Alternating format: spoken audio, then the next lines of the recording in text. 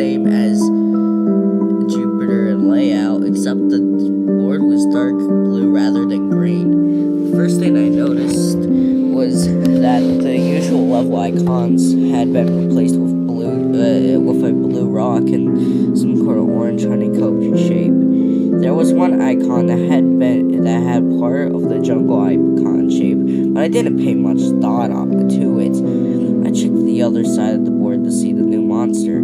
Instead of Hedorah, it was Biollante. But that couldn't have been right. Godzilla vs. Biollante didn't come out until 1989, and this game was made in 1988. Perhaps to hope of Biollante in the game to build excitement for the movie next year, but changed their minds. I tried to rationalize the game's abnormalities any way I could, but this would prove to be futile. Pathos map saw was the first thought I heard in the game. Like most of the songs, it was hard to describe. I'll try. It started out slow and suspenseful, more slower than any song in the game. But every 12 seconds or so, there would be a loud clashing sound, and the tempo changed. It was like the composer randomly played parts from 5 different songs, the same instruments. I moved Godzilla over to many blue rock icons that had replaced the jungle icons and started the level.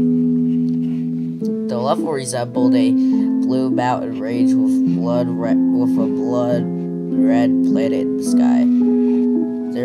But there was something odd about the mountains. They had a shredded paper look to them. I thought at first maybe the glitch had affected it, but it looked far too intentional.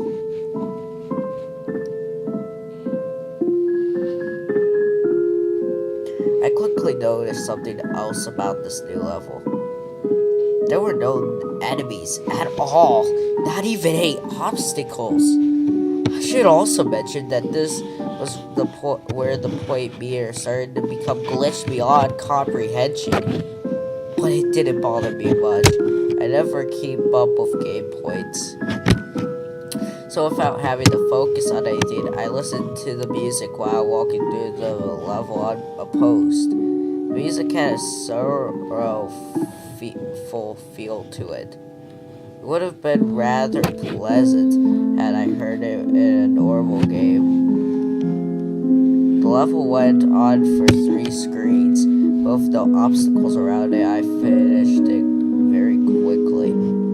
I tried other levels on the same type to see if any enemies would appear, but there was none. There was little sense to be seen in the blue mountains, so I tried the other level type. I started one of the orange levels, and my eyes were assaulted by a grotesque background of tuberous orange eyes. The sky was the same as the ground, so I assumed the game was indicating that this level takes place in a cave.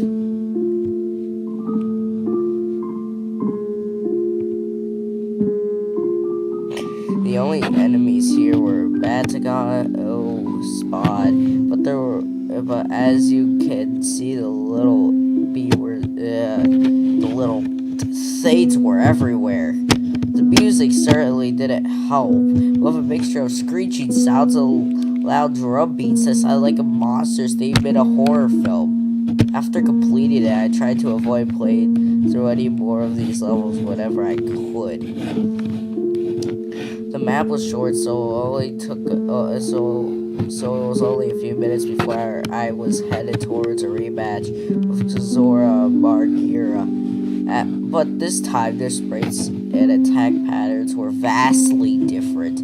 I fought Megura first. Megura's replacement was a flying machine with a slight resemblance to a Pascagoula alien. It It was a bit like fighting Mothra, only it moved with a little more grace. It attacked by spinning its front tentacle like a corkscrew, and it still had an eye beam, except now it fired from the drill.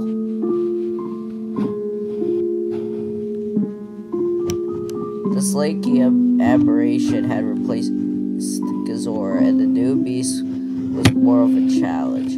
It would run and jump at a fast pace, constantly swinging its arms around, making it hard to get close. And of course, it tried to pin me to the corner with as much annoying resolve as ever. I defeated it using a combination of tail whips and heat beam spamming. I defeated them, and I was going to fight Titanosaurus. When I started to fight, Titanosaurus was nowhere to be seen. The game simply went back to the map with the Titanosaurus piece now missing. There was no one left to fight now but Biollante, so I eagerly started the battle. I was quite surprised that Biollante started the fight in her rose form. She was immobile and used tentacles to keep me away from the main body, which took the most damage.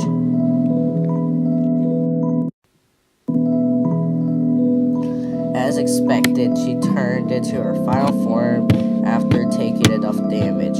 The sprite looked pretty dang good for 8-bit.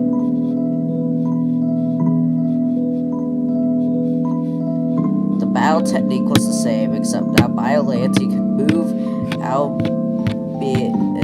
albeit slower than any other monster. Being hit by the tentacles did more damage now. Biollante could do a acid spit, which I managed to avoid by jumping in the screen cap.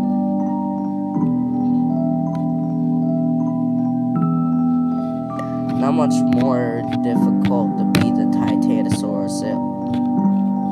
It only took 2 rounds. Well, when Biollante was gone, the music had stopped, and there was a new icon replacing the bass. This icon wasn't there before I beat Biollante. It resembled a red tribal mask, and I had a feeling of dread when I saw it. Since it replaced the base, it must be the only way to exit Pathos. I moved Godzilla to the square and started the level. It was a hellish looking place with no sky and a flickering fire in the background. The fire looked far more advanced than anything I've seen on the NES. There was quote-unquote music in the form of a slow, steady drum sound resembling a heartbeat. All the text on the top of the screen, the life bar, were gone. In their place was a single bit of text in the middle of the screen that said, "Run." My feeling of dread had intensified. I cautiously walked through the level, but like the Blue Mountains, there were no enemies. I paced around for a minute, thinking, "Run? From what?" The first time it hit me, I didn't even see it. I heard a noise outside my bedroom, and I turned back to see if something fell. And when I looked back, Godzilla was dying. I figured it must have been a glitch, but I wasn't going to play through the game without Godzilla, so I restarted the game and went to the password screen. Have I ever mentioned how creepy the password screen music is? If you've played the game, you know what I mean. It doesn't at all fit the mood of the game. It's more like something from a horror game. Maybe they made it like that so kids wouldn't cheat. I was quite annoyed at this point because I thought I was going to have to fight all the monsters again, but that didn't happen. The game started me off right where I was before the red face level, so I tried again, making sure to pay attention this time. That's when I heard a low bellowing sound, and then I saw it. This thing.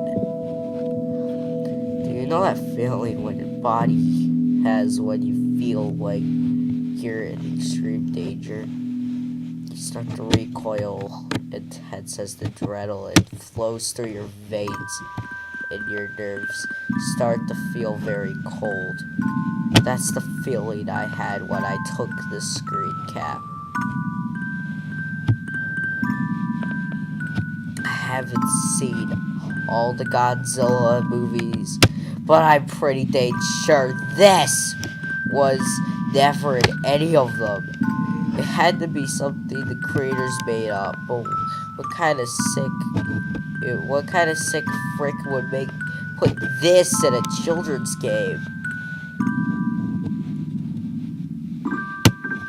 By sheer dumb luck, or perhaps the adrenaline boost, I managed to run fast enough to get away from it. It ran very fast, so much so that if you saw it, you were almost certainly going to die. And when I say die, I mean your monster gets killed instantly if the creature touches them. Once I had gone back to the map, I was so afraid. I was extremely tempted to just shut the game off and try to pretend this never happened. I couldn't believe what I had just seen. It could have been real. And if I wanted to continue, I still had to get Mothra through this chase level. But as I stayed inactive on the map screen for a few minutes, my fear was replaced by burning curiosity. What the heck had just happened? What was the rest of the game like? I not only had to beat this level of Mothra, then I was on to the next world. But when I moved Mothra to the red face, the game registered it as me beating the level. I was quite relieved.